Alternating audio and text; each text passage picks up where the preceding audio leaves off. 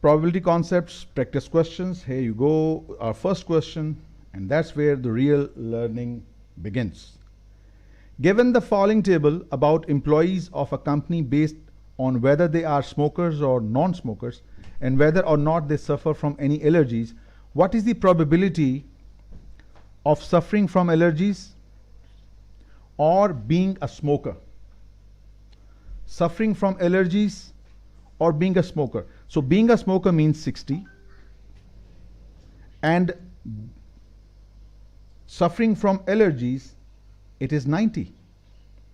What we are looking for a probability of suffering from allergies or being a smoker. We can write it as allergies, or give it in the right order. Probability of smoker or having allergies is equal to, since it's or, so use addition property, probability of smoker plus probability of having allergies. Since there are common areas as well, it's a probability that requires some intersection to be deducted. So it's going to be probability of smoker intersection allergies. Now we just have to extract the right numbers. Smokers, 60, whether they have allergies or they don't. Out of how many? 300. So 60 out of 300. Or means add, and means multiply. 60 out of 300 plus probability of allergies. How many people suffer from allergies? 90. 90 out of 300. And we have to deduct those that suffer from allergies and also they are smokers. So it is right here. 35. Those who smoke and also suffer from allergies. So 35 out of 300. So 35 out of 300, if you simplify all this, you should get your result. It's 0.38 or 38%. A. Next. The following table summarizes the results of poll taken of CEOs and analysts concerning the economic impact of a pending piece of legislation. Some legal changes are taking place. So how this legal change will impact the economic circumstances of the country. CEOs think it will have impact 40, and those CEOs who think it will have negative impact 30. Analyst 70 says there will be positive impact and 60 says there will be negative impact. What exactly are we required to do? What is the probability that a randomly selected individual from this group will be an analyst that thinks that the legislation will have a positive impact? Analyst intersects, thinks that this new change in law will have the positive impact upon economy. Think positive, in other words. So look at this table first. We need an analyst. How many analysts do we have? 130. But we need that particular analyst who thinks that the new legislation will have positive impact upon the economy. So it's going to be 70 out of how many? 200. 70 out of 200, that's 35% or 0.35. So that makes A to be the correct option. A it is. Next. There is a 40% probability that the economy will be good, 60% probability that it will be bad. When you see a question like this, I always recommend drawing the probability tree. Decision tree also works this way. There is 40% probability that the economy would be good and 60% probability that it will be bad. It will take time, but you will get the right result. If the economy is good, there is 50% probability of a bull market. There is 30% probability of normal market and 20% probability of bearish market. This was the good part of the economy. Next, if the economy is bad, that is 60% probable. There is 20% probability that there will be bull market, 30% probability that will be normal, and there will be 50% probability that it will be bearish. Now, this is the structure. You can find any probability from this arrangement. It says what is the joint probability of good economy and a bull market. Good economy and a bull market, you're talking about this leg of your probability tree only. Go no further. This is what you need. We could have done it straight away, but drawing out this probability tree will always help you in doing some complex questions. So 40% of 50 will give you straightforward 20%. That gives you B to be the correct option, and B it is. Next. Tooley Advisors Incorporated has determined 4 possible economic scenarios and has projected the portfolio returns for 2 portfolios for their clients under each scenario. Tooley's economists has estimated the probability of each scenario as shown in the figure below. These are the probabilities. Given this information, what is the standard deviation of returns on portfolio A? Standard deviation of returns. We just overlooked this idea in our overview slide, but this is the time now we learn it. See, what you missed in theory, what is little weaker in theory, it is recovered through questions. So we are talking about portfolio A. We need the standard deviation. 15% of 18%, 20% of 17, 25% of 11, and 40% of 17. This will give you the expected value of return, and doing this all will give you 11.65. Straightforward computation and their addition. We need to calculate the standard deviation. How do we do that? Conditional standard deviation. First, we have 15% probability.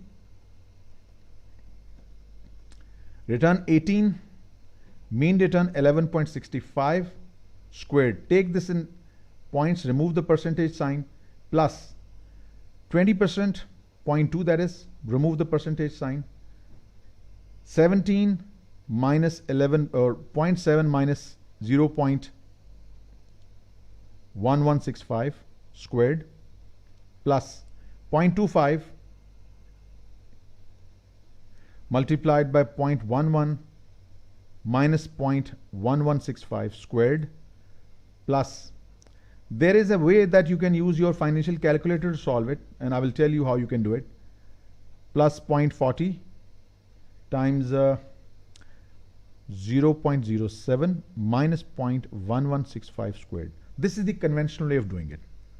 Now, if you want to solve it using your financial calculator, that will be long, but I'll give you the idea. All these numbers can be divided with the highest common divisor of 5. We can divide all of this with 5. 5 3s are 15, 5 4s are 20, 5 5s are 25, and 5 8s are 40. Now, what you're going to do, in your stats functions, you will write 18 3 times. You will write 17 4 times. You will write 11 5 times. This is giving the weightage. And you will write 7 8. You will write 7 8 times. So 18 3 times, 17 4 times, 11 5 times, and 7 8 times. Once all these entered, you can calculate your standard deviation directly. So I don't recommend this method. If you're comfortable with this, use this. Else, if you find these numbers maybe 1 2 1 3 like these, then using financial calculator is okay. I've just given you the idea. It's totally up to you. If you want to use it, you can use this way. Else, you can use your conventional way of doing it. So no big deal. You can use whichever method you want to. So plugging in these numbers in the formula or in the financial calculator will give you the standard deviation to be 4.53, and that's your right answer. Next. An investor is considering purchasing ACQ. There is 30% probability that ACQ will be acquired in the next 2 months. If ACQ is acquired, there is 40% probability of earning 30% returns. If ACQ is acquired, there is 30% probability. There is 40% probability of earning 30% return. Let me just read all this. If it is acquired or if it is not acquired, complement. So if AC acquired, there is 40% probability of earning 30% return and 60% probability of earning 25%. So first, the main leg of the probability tree is 30% for acquiring and 70% of not acquiring. There is 30% probability of acquiring and 70% of not acquiring. If acquired, then there is 40% probability of earning 30% returns, and there is 60% probability of earning, given here, 25% return. If it is not acquired, the expected return is 12%. what we have to do. What is the expected return on this investment? You will simply roll this probability backward. What you will do, 40% of 30% plus 60% of 25%, whatever result you get here, you will multiply it 30%. Let me do it for you. 30% of 40% plus 60% of 25% gives you 27% here. Now what you will do, 27% of 30% plus 70% of 12% gives you 16.5. We just rolled it back. Just rolled it back, 27% 30%, 12% 70%. The combined result gives you 16.5. Straightforward. So this is how you can do complex questions by drawing the probability tree, plug in the numbers, roll it back to the origin, you get your result. Next. This is the one I think which you can use your financial calculator for. Joe Mayer CFA projects XYZ's company's return on equity varies with the state of economy in the following way. If economy does well, returns will be 20%. If economy is normal, this would be return. And if economy is in poor state, the returns would be 10%. The standard deviation of expected returns on this probability. Now, this is what you can do clearly. See, all of these 20, 50, and 30, they are all divisible by 10. So 10 times 2, 5, 10 times 5, and 10 times 3. It means you have to enter 20 twice, 15 5 times, and 10 3 times, and you can calculate your standard deviation directly. Let me do it for you. You will learn how to do it. This is what you have here. Second data, x120. How many times? Twice. Don't forget that. Enter. Y, don't change Y. Just x2 will be 20 again. Y will be 1. Now, done. Next, you will have to enter 15 5 times. 15 5 times.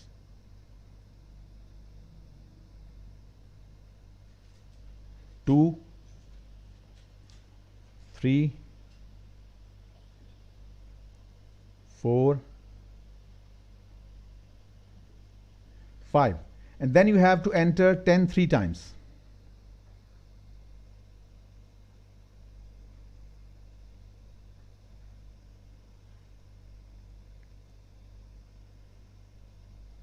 Right? Now, let's just check. 10 should be 3 times. 1, 2, 3. 15 should be 5. 1, 2, 3, 4, 5, and 20 twice. All is there, hopefully. Second, stat, one variable, and here you get the standard deviation of the population is 3.5, and that perfectly matches with your option C. This is what you can do. Else you will have this long arrangement of doing things. Whichever method you feel convenient with, it will do you good, simply. Moving on to the next question. See, it's all about the questions. When you practice, you will enhance your understanding. That's always true about professional certification. Jessica Fassler, options trader, recently wrote two put options. Put options mean option to sell, and call options are option to buy. We will discuss when you do the derivatives. Jessica Fassler, option trader, recently wrote two put options on two different underlying stocks, Alpha Dog Software and Omega Wolf Publishing, both of with the strike price of 11.5. The probabilities that the price of Alpha Dog and Omega Wolf stock will decline below the strike price are 65% and 45%. These are the probability of decrease in price respectively, and these probabilities are independent. These probabilities are independent. The probability that at least one of the put options will fall below the strike price is approximately. We are talking about one of these. It means either Alpha Dog or Omega stock will fall. So since it's OR, it's going to be probability of Alpha falling plus probability of Omega falling minus probability of Alpha intersects Omega. Right? They both might fall. So what you're going to do, probability of A 0.65 given of decrease plus probability of Omega 0.47 minus probability of both of these falling together multiply, since they are independent, so simply probability of alpha multiply by the probability of omega. So it's simply going to be 0.65 times 0.47. So if you just solve this all, you will get your result, 0.81. B. A bag of marbles contains 3 white, 4 black marbles. A marble will be drawn from a bag randomly 3 times and put back into the bag. Relative to the outcomes of the first 2 draws, since it's probability with replacement, the probability that the third marble would be white, will it be dependent, independent? Of course it's independent, because since it is with replacement, each draw has the same probability, which is not affected by the previous outcomes because the balls were replaced, so it is independent probability. Next. The following information is available concerning expected return and standard deviation of Pluto and Neptune Corporation. Expected returns on Pluto 11%, Neptune 9%, standard deviation of Pluto 22% and 30%. What are we required to do? If the correlation between Pluto and Neptune is 0.25, determine the expected return and standard deviation. If Pluto is 65% of your portfolio, this is the weightage to Pluto, and 35% to Neptune. Good question. What we missed in the theory will be done right here. Right? We have to first calculate the expected return on the portfolio. It was grossly missed in the theory, and here we have it all. That is the good thing about the question. So probability of expected return on the portfolio is equal to weight of Pluto, that is 0.65. What are the returns? 11%. Plus weight of Neptune, 35%, 0.35 or 35%, and return on the Neptune, 9%. Simply, this is your expected return of the portfolio. Solve this all, 0.65 times of 11, 0.35 times of 9, and you get your expected return of the portfolio, 10.3. That makes either B or C to be the correct option. It's not over yet. We have to calculate the standard deviation on the portfolio as well. What do we do? Was grossly missed. Well, right here we have it. The standard deviation of portfolio is equal to weight of your investment 1, which is Pluto. I'm going to use the labels used. Weight 1 squared, standard deviation the first squared, plus weight 2 squared into variance or standard deviation squared of the second portfolio, plus 2 times of weight of the first item in the portfolio, second one, multiplied by the standard deviation of 1, standard deviation 2, multiplied by the coefficient of correlation, which is given as 0.25. You have the formula with you, and this is how you apply it. You just plug it in the numbers. Weight of the first portfolio, the first item in the portfolio is 65%. So we're going to write 0.65 squared. Standard deviation is given as 0.22 squared, plus weight of 2 was 0.35 squared.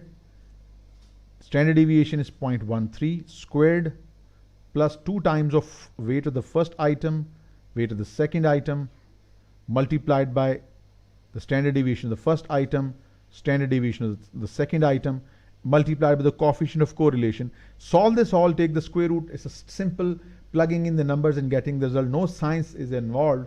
Once done, you will get your standard deviation 16.05. So just practice. You need to know what to take and where to plug it in, and you will get your result. Moving on, B is the right answer. The following table summarizes the results of poll taken by CEO and analysts concerning the economic impact of impending piece of legislation.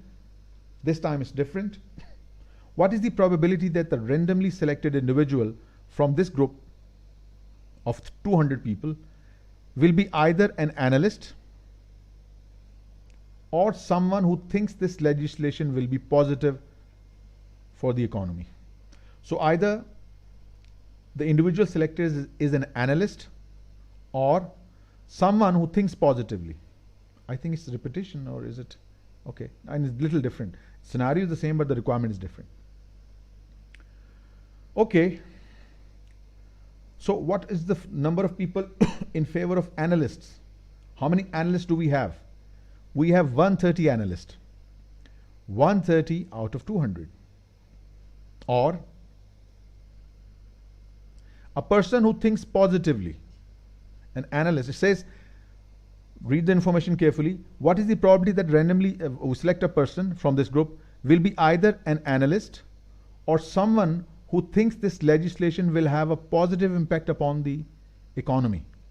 These are the individuals who think it will have a positive impact upon the economy. We can't take 70 because it will be double counting. It has already been counted in these 130. It means we just need to take this 40 only. So it's 40 upon 200, right?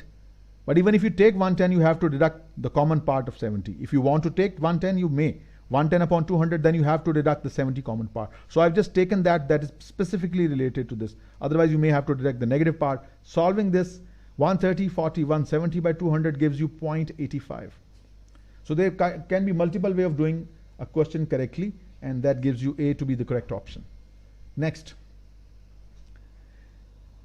There is 90% chance that the economy will be good next year and 10% chance that it will be bad. Always advisable, draw the probability tree, which will help you along. Even in those Bayes form theorem, it will be very helpful.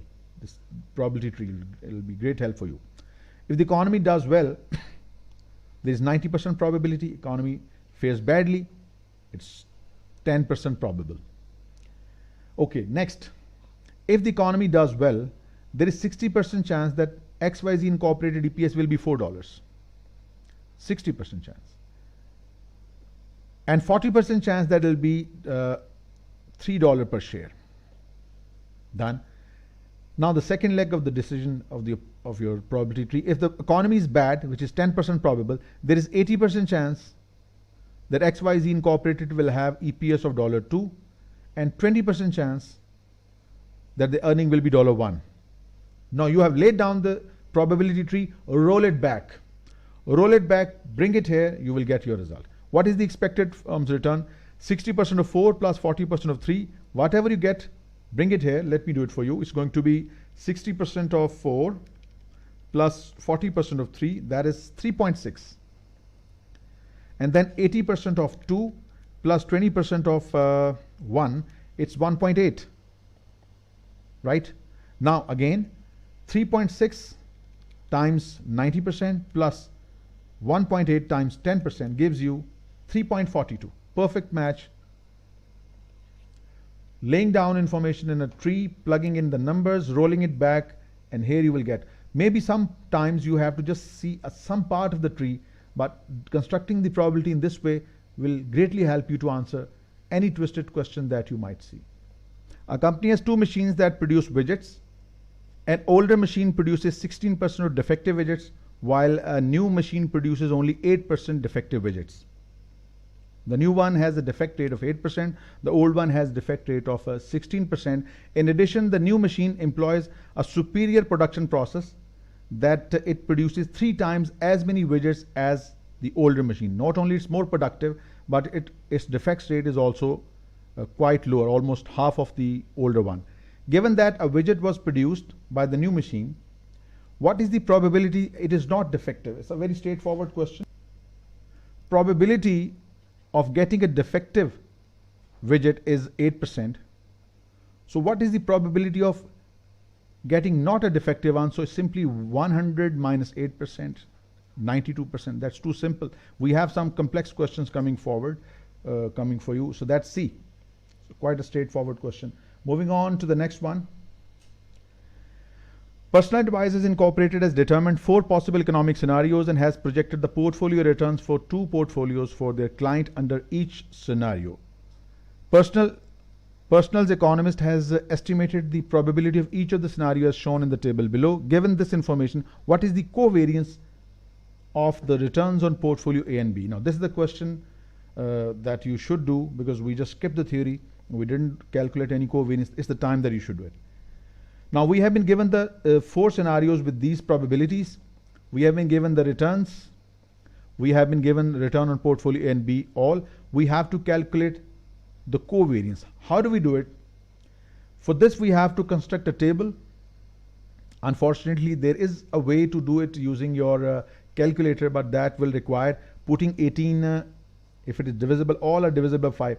Putting 18 3 times, 20 4 times, 11 5 times, 40 8 times, And same these 3 times, 4 times, 5 times, and 8 times. Using linear function of your financial calculator, you can enter 18, 19, again 18, 19, again 18, 19, then 17, 18, again 17, 18, again 17, 4 times this pair, 5 times this pair, and 8 times this pair. Once you enter, you need to calculate 2 things. You need to calculate the standard deviation of A, standard deviation of B, and coefficient of correlation R.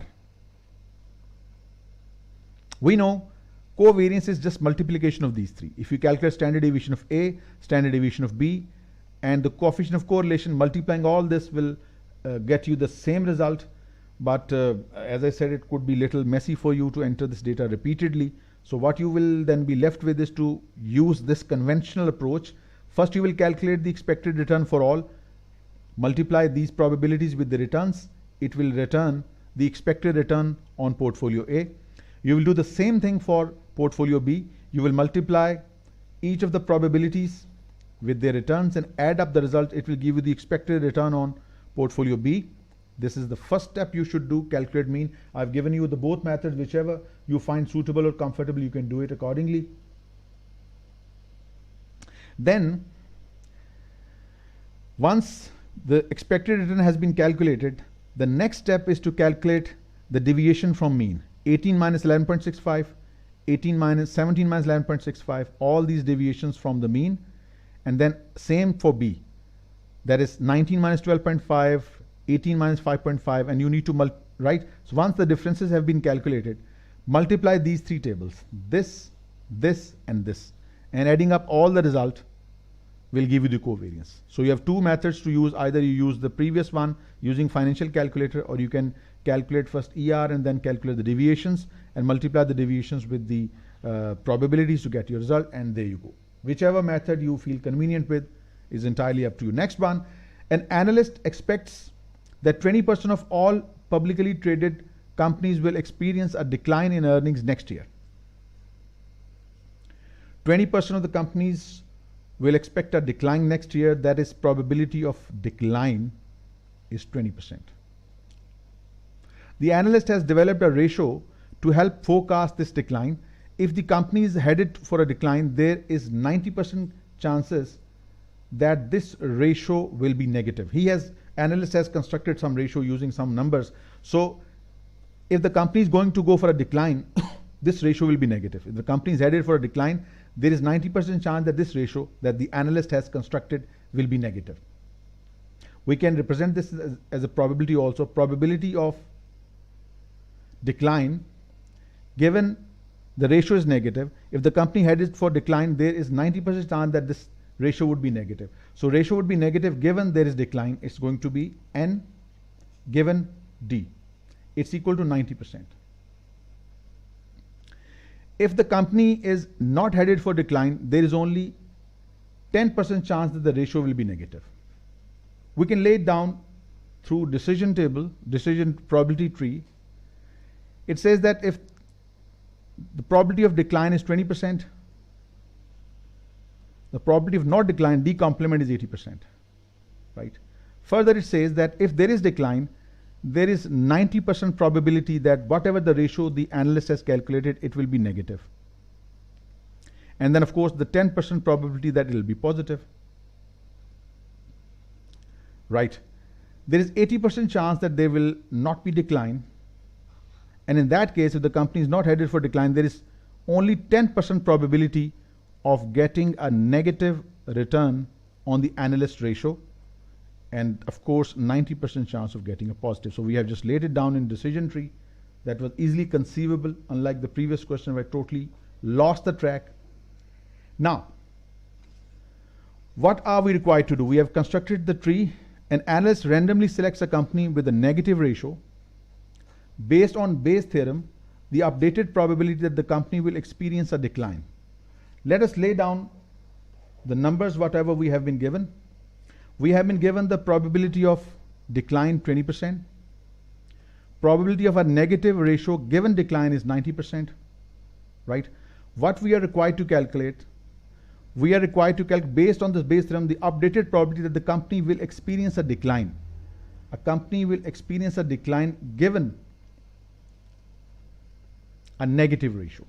So using Bayes theorem, probability of a decline given negative ratio is equal to probability of negative ratio given a decline multiplied by the probability of decline upon probability of,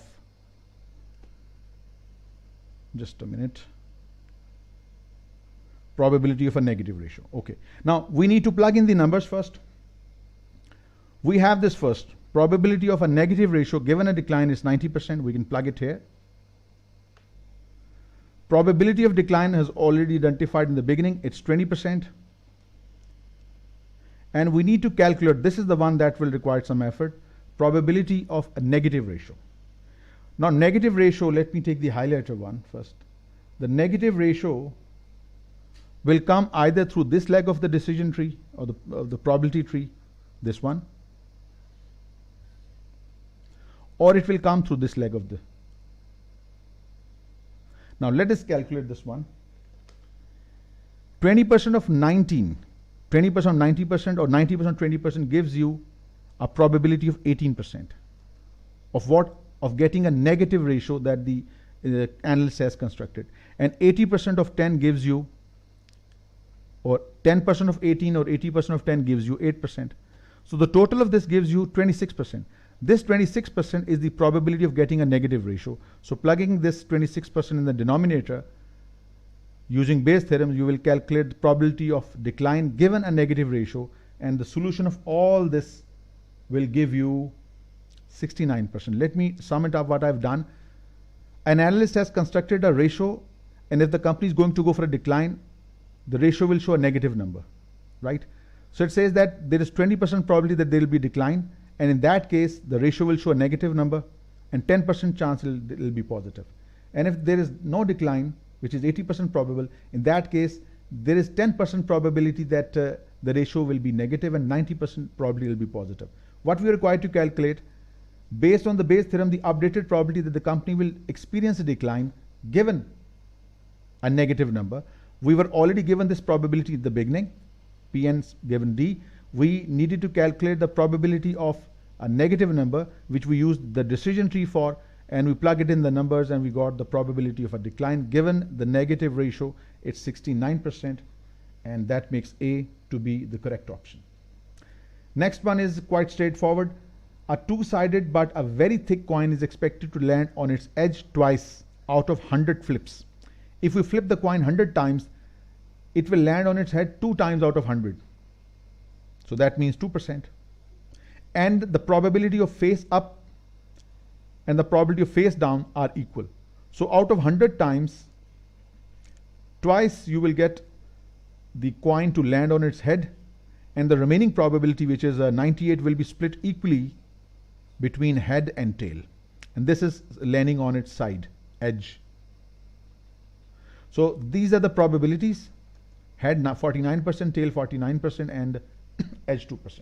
Okay, what do we need to do now? When the coin is flipped, the price is $1 for head, $2 for tail, and $50 when the coin lands on its edge. $50. What are you required to do? Expected value. So these are the probabilities given. These are the payoffs. Simply multiply these payoffs with the probabilities and sum up the result. That is 2% of 50 plus 49% of 1, and 49% of 2 should give you a total of $2.47. That is C. C it is. The probabilities of earning a specified return from a portfolio are shown below. What are the odds of earning at least 20? What are the odds of earning at least 20? How many events are in your favor of earning 20% or more? 1, 2, and 3. These are in your favor. And how many are against you? 2. So it's 3 to 2. So what are the odds of earning at least 20? There are 3 events in your favor out of total 5, and 2 against you, so that's 3 to 2. So that makes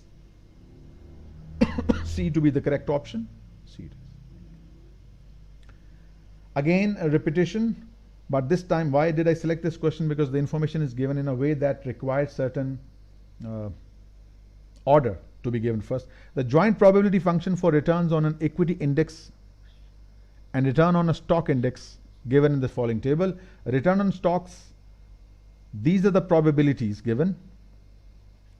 Whenever you're given a question like this, if you're comfortable with this layout, fine. Well, and otherwise, I recommend what you need to do is separate your probabilities. That will make things little easier for you. 25%, 45%, and 30%. And then we have these two different investments, return on stock index and equity index. And there they are, 24%, this one, 3%, or you can write it this way, and negative 0.15%. Return on the equity index, they are given horizontally, that is 0.16, 0.02, and negative 0.10. Now you have laid down all the workings. What are we required to do? Covariance of these two. We know, first step, you know how to populate the table. First, you will calculate the expected return on RS. Is going to be 25%. Let me just do it quickly. 25% of 24, 45% of 3, and 30% of this. And then you will do the same thing with this 25% 16, this and this. Just like we did in the previous example, we'll construct the table, previous one, this one. Or you can use your calculator function if you wish to and plug in the numbers and you will get your result, this one.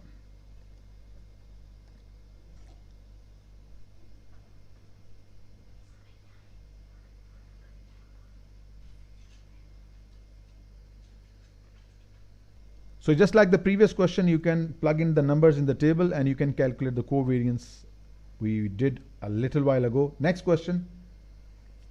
Firm A can fall short, meet, or exceeds its earning forecast. Either fall short of the forecast, meet, or exceed the earning forecast. These are the three possible situations.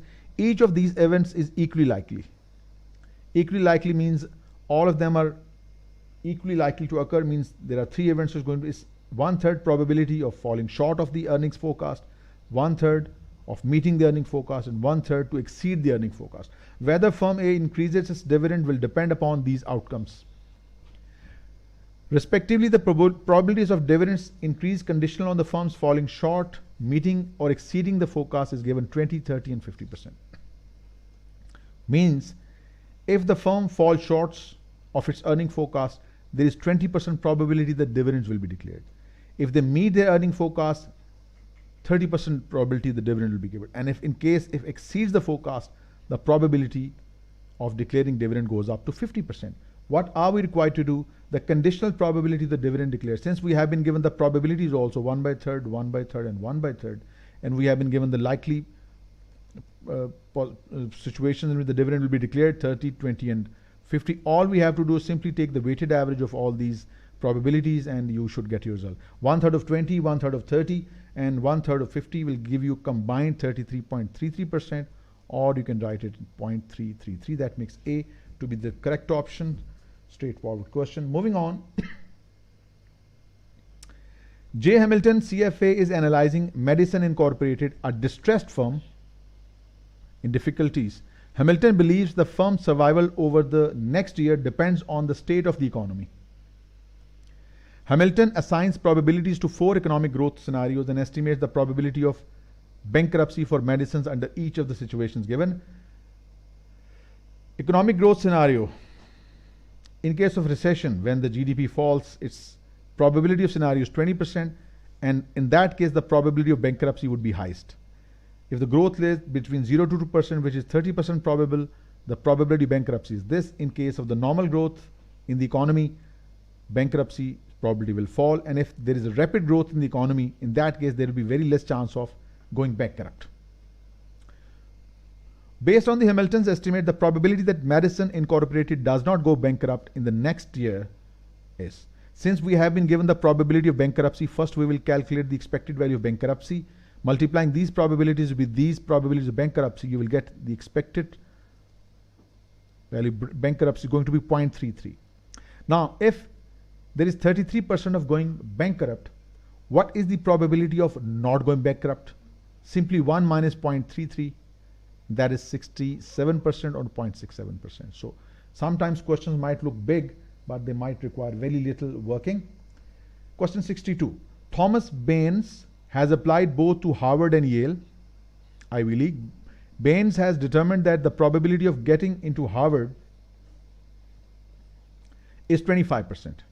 Probability of getting into Harvard is 25%. And probability of getting into Yale, his father's university where his father was studying, 42%. Baynes also has determined that the probability of being accepted at both schools, that is probability of Harvard intersects Yale, it's 2.8%. What is the probability of Baynes being accepted either Harvard or Yale? So probability of Harvard or Yale is equal to probability of Harvard plus probability of Yale less the common part between them, which is probability of Harvard intersects Yale. Probability of Harvard is 25% plus probability of Yale 42% minus probability of getting accepted in both universities 2.8. Net this off, you get your result 64.2%. That is C, quite high probability of getting accepted. The following table summarizes the availability of trucks with airbags and bucket seats at a dealership. Trucks with airbags and bucket seats.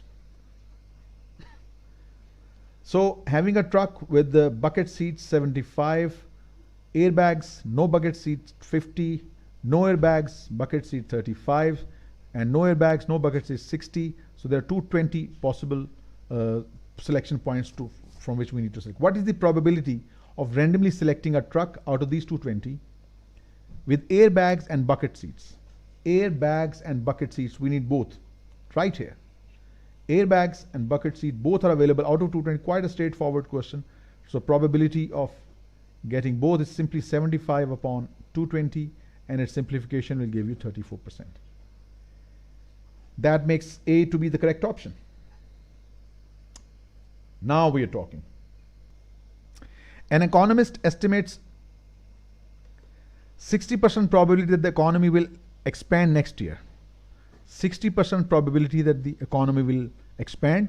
The technology sector has 70% probability of outperforming the market if the economy expands, and 10% probability of outperforming the market if the economy does not expand. Now, if there is 60% possibility of or probability of economy expanding, what does it mean? It means then there is 40% of probability of economy doesn't expand. It further says that if the economy is doing well, there is 70% probability that technology does outperform. If there is 70% of probability of technology does outperform, it means 30% probability that technology doesn't outperform. Then if you see the second leg of the probability tree, 40% economy, 40% probability the economy doesn't expand. In that case, technology doesn't outperform is 10% given here. And in case if it does not outperform, it will be 100 minus 10, 90%. So this is the same information. I've just laid down the tree because to save time. Now if you just solve this, 60 times 70% gives you 42%. This is a situation when the technology does outperform given the economy does well. So I'm going to write it as probability of technology stock performing well given economies does well, right? Second one, technology doesn't outperform, that is probability of T complement given the economy does well, and it's equal to 18%. Okay. Second part of it, technology does outperform, that is T, given that economy doesn't do well, that is E complement. And the last leg, probability that technology doesn't outperform and the economy is in bad shape also, is T complement, E complement. And at the back end, it is the probability of economy doing well and the probability of economy not doing well.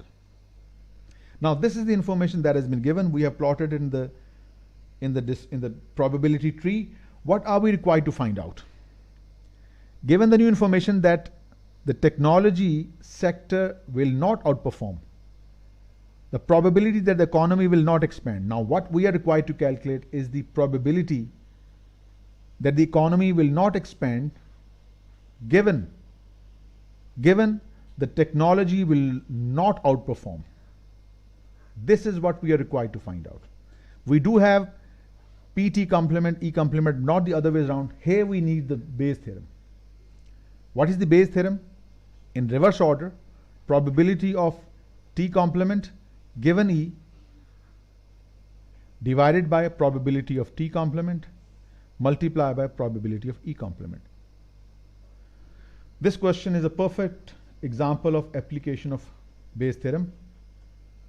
Let us plug in the numbers now. What do we have?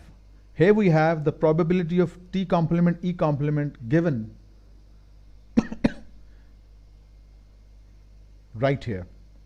We need to calculate the probability of E, which is given here as well, 40%. We need to calculate the probability that the technology doesn't outperform. Probability that the technology doesn't outperform, it's going to be, let me highlight this part. The technology doesn't outperform. This is the leg showing technology doesn't outperform. Technology doesn't outperform. 18 and 36. This is the combined probability of P T naught. So the denominator is 18 plus 36 will give you 54%. Probability of economy not doing well, it's already given as 40%. And probability of technology stock not doing well, given economy is in bad shape, this is given right here.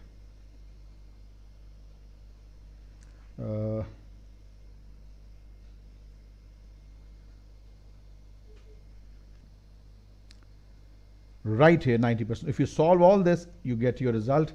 90% of 40 divided by 0.54 gives you 67%. So that makes B to be your correct option. And as you can see, B it is. A supervisor is evaluating 10 subordinates for their annual performances reviews, 10 subordinates. According to a new corporate policy, for every 10 employees, 2 must be evaluated as exceeds expectation, 7 as meet expectations, and 1 as does not meet expectation. Out of these 10 people, since we are not taking groups only just need to label these individuals. So it's 10 factorial. Out of these 10, it says out of these 10, according to new corporate policy, for every 10 employees, 2 must be evaluated as exceed expectation. This is 2 factorial. 7 as meet expectations, that is 7 factorial. And 1 doesn't meet, that is 1 factorial, simply 1. If you just simplify all this, 10 factorial upon 2 into 7, it will give you 360 total labels, or you can say 360 total arrangements. So that will give you A to be the correct option. These are 360 ways that is possible for supervisors to arrange people. Next, 74. Pat Binder CFA is examining the effect of an inverted yield curve. Inverted yield curve is like this. If you take your years to maturity and yield, it's like this. Inverted yield curve is when the yields on bonds with shorter duration offering higher returns compared to those with the longer duration. It's an abnormal situation that is often a signal to an impending recession when your short-term rates are higher than the long-term rates. So this is what you call the inverted yield curve. It says she determines that in the past century, 75% of the times the yield curve has inverted. A bear market in stocks began within next 12 months. Whenever the yield curve was inverted, out of 100 times, 75% times the stocks began falling down. There was bearish market in stocks. Binder believes that the probability of an inverted yield curve in the next year is 20%. Binders estimate the probability that there will be an inverted yield curve in the next year followed by a bear market. So what we are talking about, probability of a bear market intersects with the inverted yield curve. It's equal to probability of bear market given inverted yield curve multiplied by the probability of inverted yield curve. It has given you explicitly 75% the probability when there is inverted yield curve. Given the inverted yield curve, there is bearish market for stocks. So it's straight 75%. Multiply this with the probability of inverted yield curve, which is independent. So multiplying these two will give you 15% the probability that is A to be the correct option. There is 40% probability that the economy will be good next year, 60% probability that it will be bad, means we have to draw this on probability tree, 40%, 60%, 40% good, 60% bad, and then further there will be three outcomes further. It says if the economy is good, there is 50% probability it will be bullish market, 30% probability it will be normal, and 20% probability it will be bearish. If the economy is bad, which is 60% probable, in that case, there will be 20% probability of having a bull market, a 30% probability of having a normal market, and 50% probability of having a bearish market. Full probability constructed, we may have to roll it back. What is the probability of a bull market? Now, not whole of it. What is the probability of bull market? This is bull here and bull here. Just this leg of, these two legs of your decision, of your probability tree, that is 40% of right here. That is 40% of 50 plus 60% of 20. Adding all this will give you the result 32%. That makes A to be the correct option. Quite straightforward question. Next. There is 60% chance that the economy will be good, similar to the previous one, and 40% chance that it will be bad. Let's lay down, maybe we have to solve it, just part of it. 60% economy will be good, 40% the economy will be bad. It further says that if the economy is good, there is 70% chance that the EPS will be $5 and 30% probability that it will be 3.5. And if the economy is bad, which is 40% probable, in that case there is 80% probability of having $1.5 of EPS and $1 in case there's a bad economy, and there's 20% probable. You just have to roll it back, and I'm sure you all know 70% of 5 plus 30% of 3.5, result will come here, 80% of 1.5, 20% of 1.5, and then again this times 60%, this times 40% will give you your final answer, and which I believe is 3.29. No twists whatsoever. B. Given the following table about employees of a company based on whether they are smokers or non-smokers and whether or not they suffer from any allergies, what is the probability of both suffering from allergies and not suffering from allergies? Probability of suffering from allergies and not suffering from allergies, they can't coexist. They cannot occur at the same time. They cannot occur at the same time. Absolutely right, gentlemen, ladies. It's not possible. It is not possible to have allergies and don't have it. So if they are mutually exclusive, their joint probability shouldn't be 0. So it means this is not the right answer. This is a totally ridiculous question. How can a person suffer from allergy and not suffer from allergy at the same time? So it's 0. Correct answer. Tina Fahe, CFA, believes stock price in the next quarter depends upon two factors: the direction of the overall market and whether the company's next earnings report is good or poor. This has been given to you already. The possible outcomes and some probabilities are illustrated in the tree diagram. The expected value of the stock if the market decreases is closest to. If the market decreases, we are talking about this leg of the decision tree or the probability tree, just this only. Just have to solve this yellow part. 60% of 40, 40% of 60 plus 6, this probability was missing. We just have to write this probability. If there is 40% probability of good earning, then 60% probability of poor earning.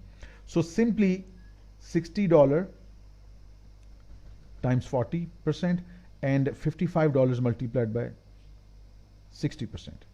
And the sum of this should give you the result. I think it's 57. Straightforward, no twist in this question whatsoever. Next. Given the following table about employees of a company based on whether they are smokers or non-smokers and whether or not they suffer from allergies, what is the probability of being either non-smoker or not suffering from allergies? So we're talking about a probability of non-smoker, I'm going to label it as NS, or not suffering from allergies. Not suffering from allergies. So what we're going to do, let us first construct a Venn diagram. Okay, first this represents probability of non-smokers and probabilities of those with non-allergies, and this is the common area. All right, first, probability of non-smokers. How many do we have who do not smoke? 240. So this part is 240 out of 300. Okay. Then what? Probability of those with having no allergies. So this represents 210. Don't suffer from allergies. It's going to be 210 divided by 300. Right. What about those who have these two areas common? That is, people who are not smokers and they do not have allergies. So the common part between these, representing those who do not suffer from allergies and they don't smoke, 185. This part will be here. So you'll write it as 185 out of 200. So 240 are the smokers, 240 by 300. 210 are don't suffer from allergies, 210 by 300. And out of these 185, they neither have allergies and they don't smoke. So what you have to do, probability of non-smokers, that is 240 by 300, plus probability of people with no allergies, 210 by 300, and from this we need to deduct those, the common part out of is 185 out of 200. So plugging these numbers in your calculator, fractional results, and it'll give you a final answer of 0.88, and that's what we have it here. Next.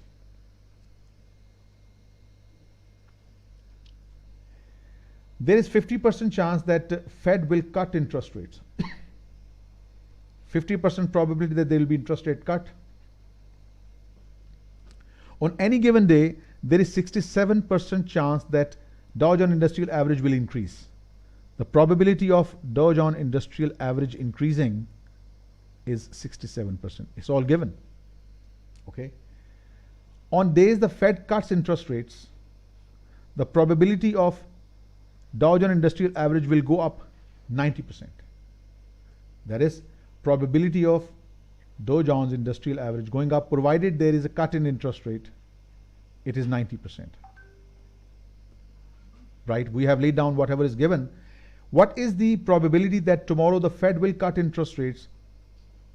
Probability of cut in interest rates or Dow Jones Industrial Average goes up. Now for this, we need to calculate the probability of cut, which we have already, plus probability of Dow Jones Industrial Average going up, we have it as well, minus probability of Dow Jones Industrial's intersects cut. That's what we don't have. That is what we do not have. And we can calculate it separately.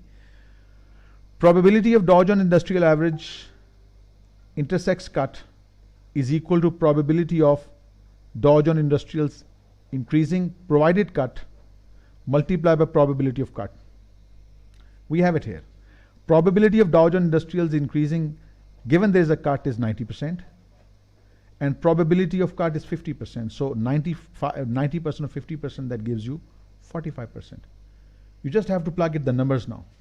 Probability of cut is given 50%. Probability of Dow Jones Industrial probability of Dow Jones Industrial Average going up is 67%, and this combined probability of Dow Jones and the cut given here is 45%. So it's going to be 50 plus 67 less 45 gives you 72%, and that makes C to be the correct option. Okay, next. There is 80% chance that economy will be good, 20% chance that it will be bad, similar to the question we have done. If the economy is good, 60% chance XBZ will give this much EPS. It's all the same. We have done it. I just took the size and didn't see that it is a repetition. Anyway, just jump to the next part. Tully Advisors Incorporated has determined 4 possible economic scenarios and has projected the portfolio returns for 2 portfolios for their client under each scenario. Tully's economist has estimated the probability of each scenario as shown in the table below. Given this information, what is the expected return on the portfolio? Now, 15, 17, 20, 14, and he just asked for A, 25, 12, and 48. Multiplying these returns with the payoffs will give you the expected return on portfolio A. And that is all what you need. Straightforward. It's going to give you 11.55%. That gives you C to be the correct option. Next. And after that, it'll be over. Tully Advisors has given you this detail. What are we required to do? What is the standard deviation for portfolio B? First, you will calculate the mean return. Multiplying these probabilities with these returns in the portfolio, that will be 12.55. Using these numbers and this return, either you can do your work on the financial calculator, dividing it with 5 3 times, 4 times, 5 times, and 8 times. That will be quite a lot of work for you. Else you use your conventional formula to calculate your standard deviation, that is equal to 15% times the difference between 19 minus 12.55 squared plus 0.2 times 18 minus 12.5 and so on, and you just do it in a conventional way and it'll give you the standard deviation of the return on the portfolio, and that completes your question in Kaplan.